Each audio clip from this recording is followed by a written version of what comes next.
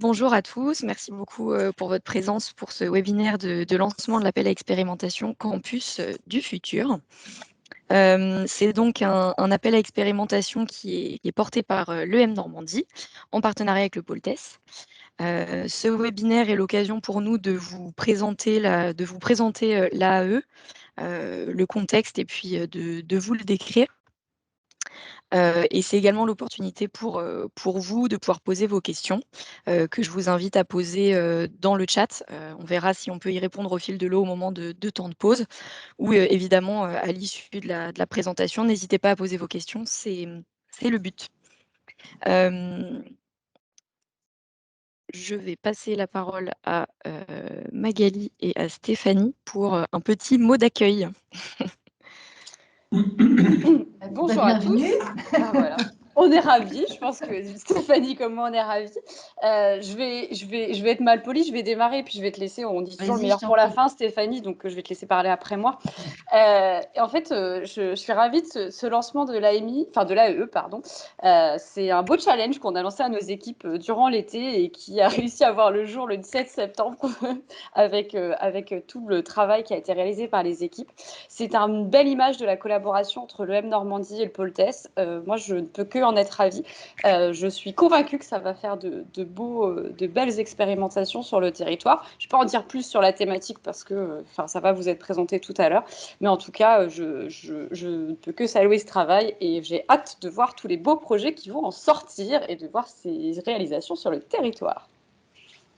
Merci Magali. Alors, à mon tour de vous dire un petit mot d'accueil. Alors, c'est moi qui vais parler, mais je serai accompagnée pendant ce webinaire par Alexandre Osmond, qui est présent et qui est responsable des bâtiments à l'EM Normandie, alors de tous nos campus. Hein. On a actuellement 5 campus et d'autres qui sont à venir assez rapidement. Donc, effectivement, moi, je partage la joie de Magali et l'enthousiasme parce que, alors pour le M Normandie, je pense que c'est une première. En tous les cas, avec le pôle TES, je ne pense pas qu'on ait déjà lancé ce type d'appel à expérimentation. Donc, on va tous expérimenter, en fait. Donc, ça, c'est bien. Et on pense effectivement, et en tous les cas, c'est ma conviction, que c'est une bonne façon de mener des projets d'innovation. Alors évidemment, c'est le rôle du pôle, donc il n'y a pas à débattre sur ce point-là, mais en tous les cas, du point de vue de l'EM Normandie, c'est une façon qu'on a trouvée intéressante et innovante, justement, d'aller sur des sujets sur lesquels, par définition, dès qu'on parle d'innovation, on n'a pas les solutions, on n'a pas les réponses, on a des idées, bien sûr, et on va vous les présenter, on a des pistes de sujets sur lesquels on aimerait qu'on nous fasse des propositions innovantes. Et moi, ce qui me plaît beaucoup dans cette approche, c'est aussi le côté collaboratif, c'est-à-dire qu'on ne veut pas tout seul écrire un cahier des charges dans notre coin et attendre qu'il y ait X entreprises qui, indépendamment les unes des autres, nous fassent des propositions, mais plutôt, effectivement, d'avoir un projet collaboratif, parce que je pense que c'est comme ça qu'on innove et c'est comme ça qu'on aime mener les projets. Merci beaucoup à toutes les deux pour cette introduction.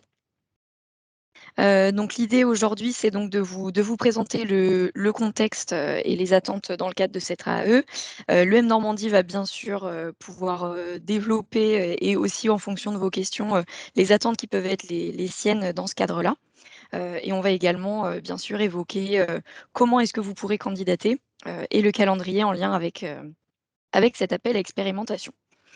Donc, l'idée d'un appel à expérimentation, c'est donc d'identifier des projets, des solutions répondant à une problématique pour déployer des solutions innovantes. La volonté aujourd'hui de l'EM Normandie, c'est d'inventer le campus du futur. Dans ce cadre-là, l'idée, c'est donc de pouvoir avoir des solutions innovantes qui nous remontent via cet appel à expérimentation pour pouvoir tester des solutions au sein des campus de l'EM Normandie.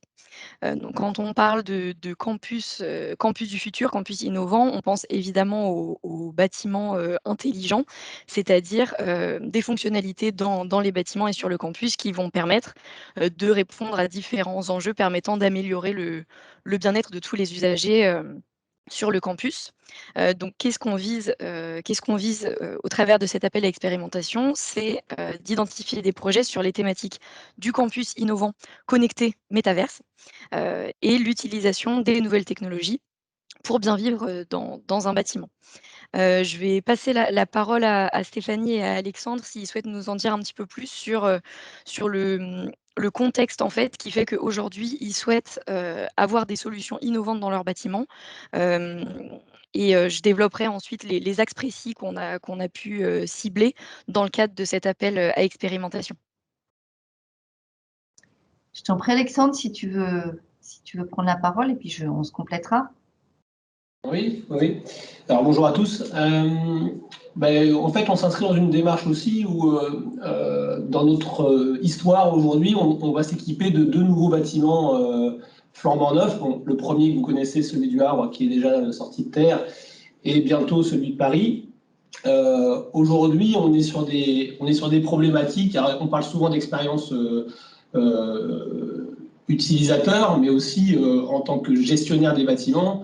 On rencontre de grosses difficultés. En fait, la direction est souvent en train de parler d'agilité. C'est quelque chose qu'on n'a pas, en fait, parce que les bâtiments ne sont pas forcément agiles. Alors, on sait qu'au départ, un bâtiment, c'est 4 murs, donc c'est pas forcément agile. Mais après, à l'intérieur, pour aider au quotidien, que ce soit les utilisateurs ou même les services support, on n'a pas les outils forcément qui réunissent qui englobe tous nos outils qu'on a actuellement, alors aussi bien au niveau des GTB que savoir qui est présent dans le bâtiment. Donc ça va toucher effectivement la sécurité, la sûreté. Et en fait, c'est beaucoup d'outils qui sont juxtaposés et pas qui sont pas réunis en fait. Donc on avait vraiment des problèmes d'agilité et on cherche les solutions pour demain pouvoir anticiper les arrivées de collaborateurs, les événements. Donc voilà, c'est grosso modo, je raccourcis parce que je pourrais en parler un long moment, mais voilà, c'est avec des bâtiments neufs aujourd'hui, comment on peut être beaucoup plus agile qu'aujourd'hui. Alors, effectivement, je te rejoins, Alexandre, sur cette fonctionnalité de recherche d'agilité. Et puis, j'allais dire, peut-être au-delà de ça aussi, le M Normandie se dit que quand on est une école, on se doit aussi d'être un peu visionnaire, de préparer l'avenir, le futur, et qu'on ne peut pas passer aujourd'hui à côté d'enjeux environnementaux, écologiques, et que construire un campus comme on le faisait il y a 20 ans, non, voilà, effectivement, comme dit Alexandre, c'est des murs, mais à l'intérieur, quels sont les nouveaux usages aussi? Comment est-ce qu'on y mêle des publics différents? Comment est-ce qu'on fait? Parce que ça répond aussi aux enjeux d'aujourd'hui et de demain.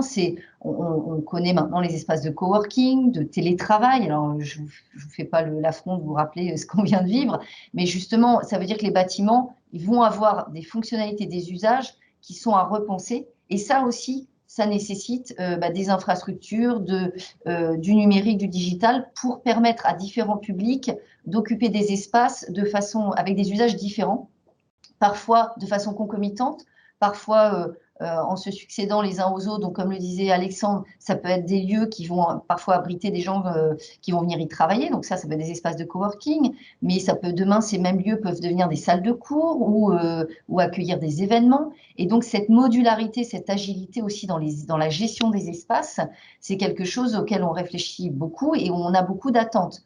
Parce qu'effectivement, on sait tous, le mètre carré, alors au Havre, c'est une chose, mais a fortiori à Paris, déjà, ça a un coût, forcément. Et comment on optimise ces espaces qui parfois vont être très occupés, denses, et à d'autres moments, finalement, il y aura beaucoup moins de monde. Et comment on gère en dynamique l'optimisation de ces espaces? Ça, ce sont des solutions qu'on imagine pouvoir trouver en fait des réponses dans les outils digitaux, parce qu'effectivement, quand on parle de gestion dynamique d'emplacement, de ressources, et puis ça va au-delà, c'est aussi dans la gestion dynamique des commodités, c'est les places de parking, les bornes de recharge électrique, tout ça, ce sont des ressources qui sont liées au bâtiment, qui sont liées aux usages qu'on va faire du bâtiment. Et donc, en dynamique, comment est-ce qu'on peut répondre à ces besoins, réserver une salle, enfin voilà, toute cette agilité-là. Et qui dit agilité, ouverture du bâtiment vers l'extérieur et à d'autres publics, comme le disait Alexandre, le pendant de ça, c'est renforcer la sûreté, parce qu'il faut impérativement, plus on a de monde de l'extérieur et plus il faut qu'on soit en capacité de dire qui à l'instant T est dans le bâtiment, comment révoquer des droits d'accès au bâtiment à distance, en temps réel, enfin tous ces sujets-là, en fait, se renforcent les uns les autres. Plus on va vouloir ouvrir, c'est comme les réseaux informatiques, plus on les partage, plus il faut un niveau de sécurité élevé. Donc voilà, on est dans cette logique-là. Et là, on n'a pas forcément de réponse, on a des besoins qu'on exprime, mais les réponses, on les attend justement au travers des solutions que vous allez pouvoir nous proposer. Effectivement, merci beaucoup à tous les 2. Donc, cet appel à expérimentation, l'idée, c'est justement, exactement ce que vient de dire Stéphanie, c'est il y a des problématiques identifiées, comment est-ce qu'on peut y répondre? Comment est-ce que des solutions numériques peuvent permettre d'y répondre? Et c'est la question qu'on vous pose aujourd'hui et c'est, on vous propose d'y répondre. Nous avons listé avec l'EM Normandie les axes de solutions qui sont attendus dans le cadre de cet appel à expérimentation. Je vais vous en décrire, peut-être, quelques-uns. Le premier, ça va être l'accès, la fluidité et la flexibilité d'accès des bâtiments pour tous. Quand on parle pour tous, c'est donc vraiment tous les publics, que ce soit les étudiants, les collaborateurs, les visiteurs. Donc vraiment la notion d'accessibilité. Comme le disait Stéphanie à l'instant, on retrouve également la notion de sûreté, dans l'accès du bâtiment, dans la visite du bâtiment et également les aspects de sécurité, que ce soit la vidéosurveillance, les contrôles d'accès. La gestion autonome, des infrastructures et des déplacements. On peut retrouver également, tout ce qui va être autour de la gestion dynamique, des ressources, par exemple, la réservation, d'espace en temps réel. L'optimisation de l'énergie, c'est un sujet qu'on retrouve pas mal dans les notions de bâtiments intelligents, de smart building. Ça va être de savoir, en temps réel, quelles sont les consommations d'énergie et ensuite, à partir des analyses, comment est-ce qu'on peut les optimiser. La gestion environnementale et sanitaire, on va retrouver là-dedans tout ce qui va être, par exemple, des solutions, par exemple, d'analyse de la qualité de l'air.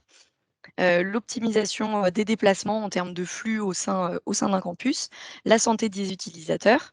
Ici, on va retrouver par exemple, le nombre de pas effectués dans la journée, les calories brûlées, d'indicateurs par exemple. L'offre de services sur le campus, ici, ça peut être comme le disait Stéphanie à l'instant, de la réservation de salles, la mise à disposition d'espaces avec des technologies telles que des bulles sonores.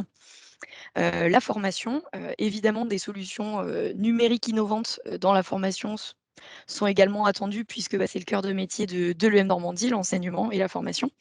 Donc toutes solutions dans ce cadre-là, elles sont également, très intéressantes, pour nous. Et enfin des solutions, qui vont être en lien avec la mobilité, durable, la mobilité, douce et innovante. Je fais un petit Oui, je t'en prie. complément, Marie, sur juste la santé des utilisateurs. Même chose, hein, c'est devenu un sujet avec les conditions sanitaires que l'on connaît et qui, a priori, ne sont pas conjoncturelles, mais ont vocation à durer, malheureusement. C'est forcément à prendre en compte aussi. On parle de capteurs voilà, de CO2, de choses comme ça. Alors ça, c'est des réponses techniques rapides, mais il y a forcément, voilà, au sens large, en fait, comment on assure une certaine hygiène des bâtiments. Il y a des surfaces aujourd'hui qui existent, hein, très innovantes, bactéricides, etc. Enfin, voilà, dans santé des utilisateurs, il y a tout ça. Il y a du jour au lendemain, et Alexandre connaît bien le sujet parce qu'il a eu à le vivre plein de fois, c'est du jour au lendemain, on nous dit, de nouveau, il y a des jauges à respecter. Comment on fait? Si on ne peut accueillir que la moitié, 50% des utilisateurs habituels, qu'est-ce que ça implique? Comment on le gère de façon fluide et dynamique et en temps réel?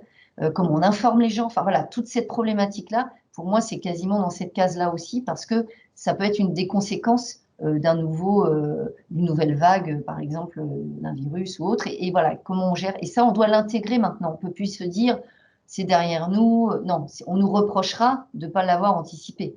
Donc, on ne peut pas construire un nouveau bâtiment sans se poser ces questions-là, qui sont des questions nouvelles. Donc, par définition, on attend de l'innovation. Merci beaucoup, Stéphanie. Donc comme on le disait, cet appel à expérimentation, l'objectif, c'est vraiment identifier des projets innovants, qui recherchent un terrain d'expérimentation. Donc vraiment, ce qu'on souhaite, c'est identifier des solutions qui peuvent être, testées. En l'occurrence, on en reparlera, mais sur une durée maximum de 6 mois. Donc on cherche donc des projets innovants qui recherchent des terrains d'expérimentation pour tester les nouvelles solutions et un point qui est très important, c'est, de pouvoir obtenir des retours utilisateurs puisque aujourd'hui l'UM Normandie, sur ses campus, elle souhaite évidemment expérimenter pour voir si ces solutions sont, réalistes, elles sont utiles et elles répondent effectivement, aux enjeux qu'on a pu identifier. Dans le cadre de cet appel à expérimentation, donc les projets ils seront sélectionnés, évalués par donc l'EM Normandie et le pôle TES.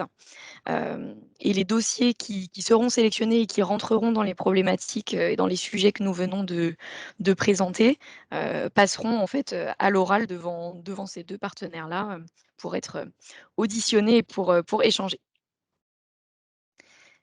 Ludivine, y a-t-il des questions dans le chat à ce stade ou est-ce que je poursuis? Peut-être préciser que...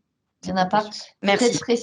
Peut-être préciser également que donc, parce que je pense que, enfin nous on l'a tous en tête, mais peut-être le redire, que donc on profite en fait de ce nouveau campus parisien pour lancer cette expérimentation, mais que évidemment derrière les solutions qui seront identifiées, retenues et qui seront pertinentes ont vocation, selon leurs usages, mais à déployer alors, sur l'ensemble du campus parisien, mais également sur nos autres campus, puisque forcément l'idée c'est aussi d'harmoniser les pratiques, les usages et les outils sur l'ensemble des campus. Donc ça c'est important aussi, la notion de multicampus.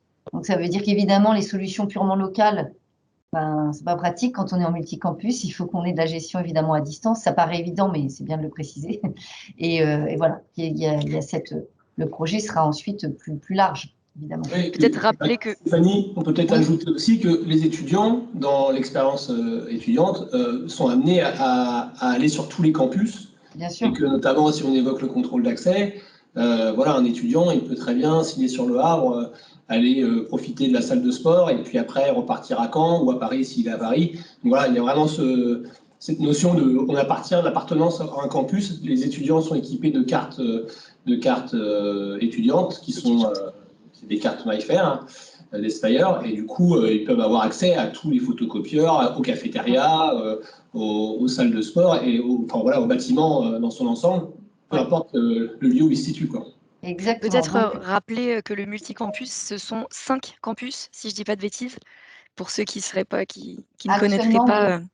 Le Havre, Caen, Paris, Oxford et Dublin. Donc aujourd'hui, on a 5 campus. Alors encore une fois, peut-être que tout ne sera pas complètement duplicable et déployable sur tous les campus, mais en tous les cas, il y a des solutions qui seront multicampus. Donc, un terrain de déploiement potentiel sur les 5 campus de l'EM Normandie. Important de rappeler effectivement cette notion multicampus. Oui, comme le disait Alexandre, on est très très attaché et c'est vraiment un mot maître dans notre stratégie, c'est aussi l'expérience étudiante. C'est-à-dire que l'étudiant, on doit lui faciliter et optimiser. On parle de l'expérience étudiant augmentée. Donc c'est ça, c'est où qu'il soit, il doit avoir accès à son environnement, ses cours, etc. Donc la notion d'accès est effectivement très importante. Mais écoutez, s'il n'y a pas de questions, tout le monde est très sage. Donc, Sylvain a demandé quand est-ce que l'expérimentation aura lieu. Donc, j'ai indiqué que tu allais parler du calendrier et qu'idéalement, il fallait que ça commence début d'année pour terminer aux vacances d'été. Il demande si l'expérimentation aura lieu sur le campus de Paris. Oui. La réponse est oui.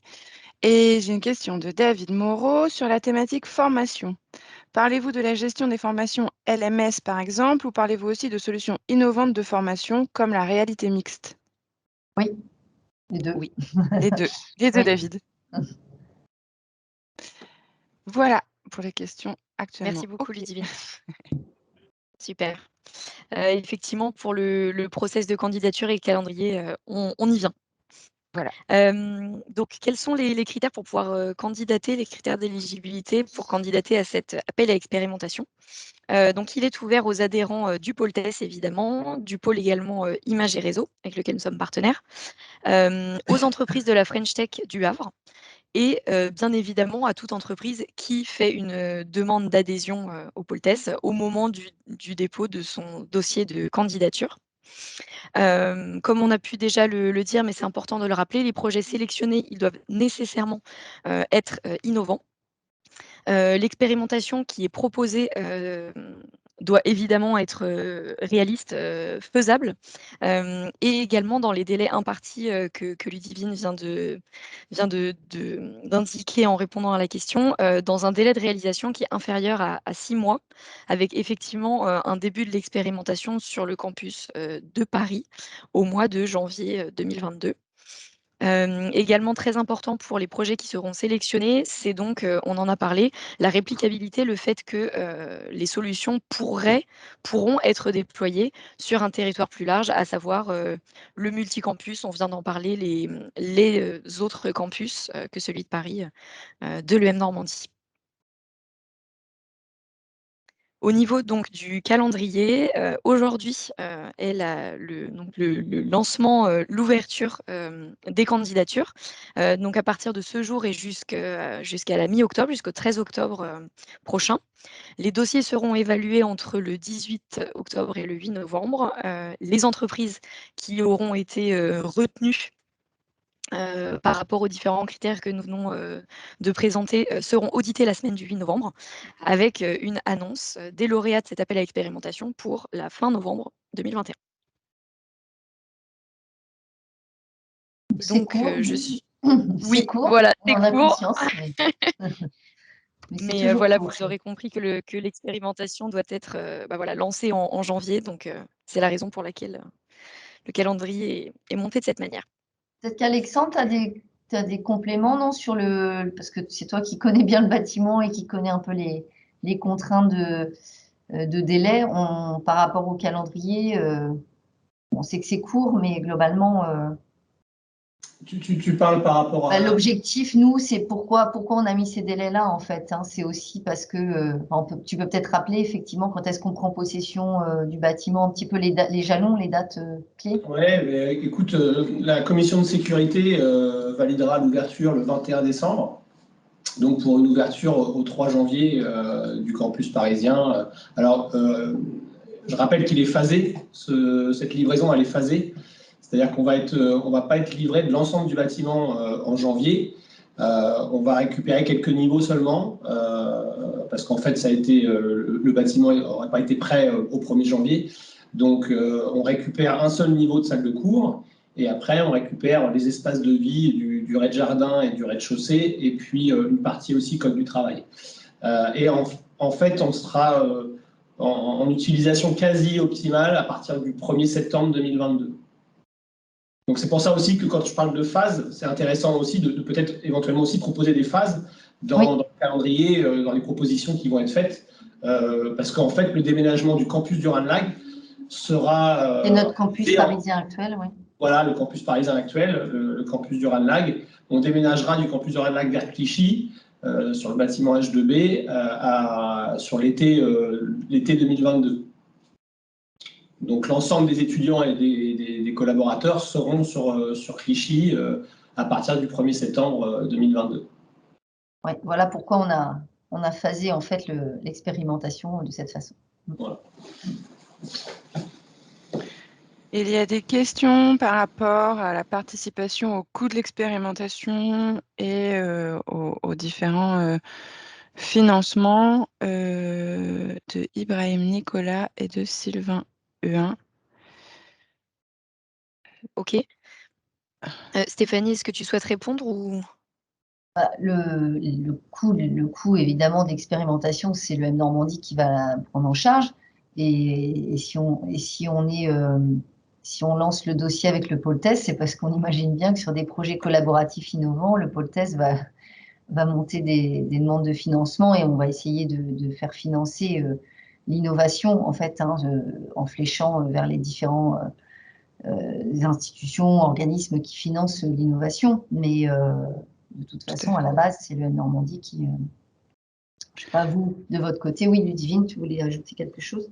Non, tout à fait. Après, en fait, c'est toujours au cas par cas, hein, en fonction des projets, des besoins, sachant qu'on est sur une expérimentation de 6 mois. S'il y a un financement en coût de matériel ou un déploiement sur un projet collaboratif, on regardera les financements qu'on peut aller chercher à ce moment-là, en fonction des budgets demandés, en fonction des coûts, en fonction de la prise en charge que l'EM peut assumer. C'est vraiment au cas par cas là-dessus.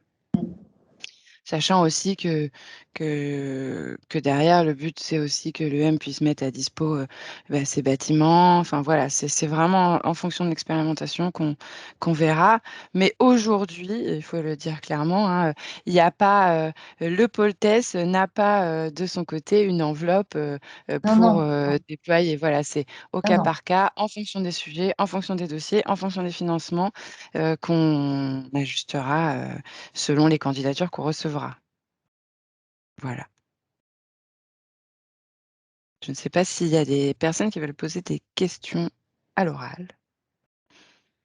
Est-ce qu'il y a des étudiants ou du personnel malvoyant ou non-voyant sur le campus de Paris? Je sais que c'est Sylvain qui pose cette question. Est-ce que vous avez des étudiants malvoyants ou non-voyants? C'est la solution de Sylvain. Alors, on a surtout, je ne sais pas répondre précisément, mais on a surtout une politique d'inclusion et qui est très, très forte. Donc, de toute façon, il faut penser à tout type de public. Effectivement, ça, c'est quelque chose qui doit être pris en compte. Voilà, quel que soit le handicap, quelle que soit la difficulté, en fait, on a un service inclusion qui regarde ça de très près et qui veille à ce qu'effectivement, tout ce qu'on déploie dans le... Je vais dire maintenant, c'est presque une composante de base, en fait, des projets. Donc oui, il faut penser à tout type de handicap, quel qu'il soit. Sylvain, tu voulais compléter? Ouais, juste déjà, j'apprécie cette façon de voir les choses, qui n'est pas le cas de tous les établissements d'éducation supérieure. La question, c'était, moi je l'avais compris déjà, hein, c'est pour ça que j'avais compris la philosophie déjà de l'EM Normandie. Mais par contre, pour tester, c'était plus pour tester, c'est-à-dire que si je propose une solution, la question c'est est-ce qu'on peut tester avec ou des étudiants ou du personnel sur place, ou est-ce qu'il faut proposer du coup des tests, on va dire, avec des personnes extérieures. Donc voilà, c'était juste une question pratique. Alors, je dirais qu'il vaut plutôt prévoir avec des personnes extérieures parce que pour l'instant, on ne peut pas répondre a priori sur le fait qu'on ait et des étudiants dans cette situation et qu'en plus, ils acceptent de participer. Donc là, je ne peux pas répondre. Donc, mais ce sont des sujets qu'on pourra voir au moment des dossiers en se disant, puis là, les étudiants, ils arrivent, nous. Hein, donc, c'est tout, c'est tout frais. Donc, on ne les connaît pas tous. Et donc, c'est difficile de répondre a priori. Alexandre, je ne sais pas si tu veux compléter sur ce point-là. On est resté sur la notion du handicap, là? Oui. Oui. J'ai pas assez d'informations. Effectivement, il faudrait se rapprocher de Julien, qui pourrait nous faire éventuellement un topo sur tous les personnes en situation de handicap dans l'établissement. Mais de toute façon, sur Paris, ce serait difficile, puisque de toute façon, pour l'instant, le campus ne sera ouvert qu'en janvier. Voilà. Mais éventuellement, tester sur le Havre. Mais il faudrait se rapprocher de Julien. J'ai pas les réponses. Julien Soro qui gère effectivement toute cette cellule inclusion à l'école. Mais voilà, c'est une bonne question, mais pour l'instant, c'est difficile d'y répondre a priori. Parce que même quand on parle de solutions, toutes les solutions qui vont être mises en place, et notamment numériques, je pense que c'est un point très important de prendre en compte, en fait, dans les propositions d'expérimentation, le fait qu'elles soient complètement accessibles à tout type de handicap. Oui. Je pense que c'est un point qui serait, si vraiment, ça a l'air d'être dans la philosophie, en tout cas, de l'EM Lyon, de l'EM Normandie. Je pense que c'est vraiment à préciser, parce que nous, on voit toutes les solutions ne sont pas accessibles. Et on voit des clients qui se sont équipés de solutions, par exemple, de solutions de localisation interne pour guider les gens. Donc, outre le fait que pour les personnes malvoyantes, c'est pas forcément adapté, mais pour d'autres types de handicap, oui, à condition qu'elles soient accessibles. Donc, c'est un sujet vraiment important. Oui, c'est important. Donc, effectivement, on pourrait le rajouter dans les prérequis. D'un autre côté, si la solution n'existe pas, en fait, il faut pas s'empêcher non plus, parce que bon, on va dire que c'est pas la majorité de nos étudiants, mais du coup, si ça répond à 99% du besoin, qu'est-ce qu'on fait du 1%? Peut-être proposer une solution complémentaire ou alternative aux étudiants qui ne seraient pas couverts par cette solution.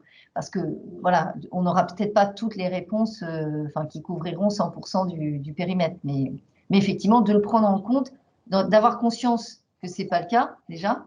Et du coup, peut-être charge à nous de mettre en place une solution alternative en disant, si on mise sur le fait qu'effectivement la localisation dans le bâtiment ne pourra pas couvrir 100% des étudiants, quelle solution complémentaire on peut mettre en place?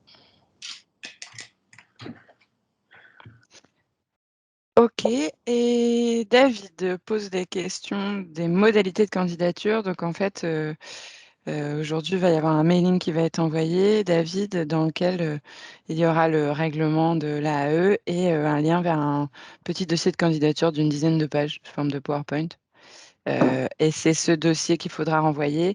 Et c'est pour les dossiers qui seront sélectionnés, qui sont dans le sujet, c'est ce dossier que tu présenteras à l'oral devant le jury de l'EM. Donc, il n'y aura pas besoin de faire le travail 2 fois. Voilà. Désolée, Marie, j'ai complété, j'ai répondu. Non, je t'en prie. Merci pour la précision. Non, c'est très bien. Merci à toi. Donc, vous allez recevoir tout ça aujourd'hui. Tu peux proposer plusieurs solutions dans un seul dossier. Tu as oui, globalement. Sinon, en fonction de... Ou un dossier égale une solution, ça dépend de tout ce que tu as à dire sur ta solution. J'ai envie de dire presque, faudra peut-être qu'on en discute. Ça dépend de tout ce que tu as à présenter. Oui. Tu vas le voir quand tu vas recevoir le dossier de candidature. Tu as quand même pas mal de place. Donc, si c'est des solutions qui se complètent, on va être un peu agile. Voilà. Oui, une solution J'ai peut bien répondre compris que aussi. tu avais plusieurs solutions, il n'y a pas de souci. À la limite, il faudra qu'on en discute, que tu nous expliques les solutions et qu'on voit le mieux pour toi en termes de gain de temps et de présentation. Voilà. N'hésite pas à revenir vers nous derrière quand tu auras pris connaissance du document. Est-ce qu'il y a d'autres questions? Et évidemment, en complément, n'hésitez pas à me joindre pour toutes les questions au fil de l'eau suite à ce webinaire. Lorsque vous aurez pris connaissance du règlement et également du dossier de candidature, je serai à votre disposition pour répondre à vos questions par mail ou par téléphone.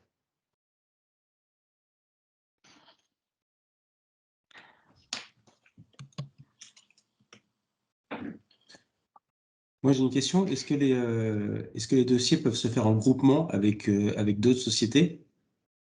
Et justement, on adresse une solution qui adresse plusieurs problématiques et qui est vraiment transverse sur plusieurs sujets. Comment ça se passe? Alors oui, effectivement, c'est l'idée également et Stéphanie et Alexandre le rappelaient au début de la réunion. L'esprit du coup de réponse collaborative nous intéresse tout à fait. Il y a la possibilité du coup dans le dossier de candidature d'indiquer le porteur du projet ainsi que les différents partenaires. Donc la solution peut tout à fait être portée par plusieurs structures de manière collaborative. Il faudra juste bien expliquer qui fait quoi et comment est-ce que les choses s'imbriquent. Et pour compléter ce que dit Marie, ça nous est même arrivé précédemment de réunir des dossiers qui ont été candidats et de les mettre en relation pour faire des projets. Donc, on ne s'interdit même pas de vous mettre en relation après votre dépôt. Ok, merci. On ne s'interdit pas grand-chose, hein, c'est assez agile sur les AE et AMI. Donc voilà. Agilité. Voilà. Le M a dit agilité. C'est ça, non, mais en même temps, essentiel. Est-ce qu'il y a d'autres questions? N'hésitez pas. Sinon, de toute façon, on est à votre disposition, évidemment. Obligé d'avoir toutes les questions aujourd'hui. C'est ça. Tu vas pouvoir clore. Super. Eh bien, écoutez, merci beaucoup pour votre participation. Encore une fois, n'hésitez pas à revenir vers nous pour toutes vos questions. Je vous souhaite à tous une très bonne journée. Et puis, innover, on attend. Merci beaucoup. Merci. Bonne journée, Très bonne journée. Merci. Merci, Bonne journée. Au revoir. Merci, au revoir.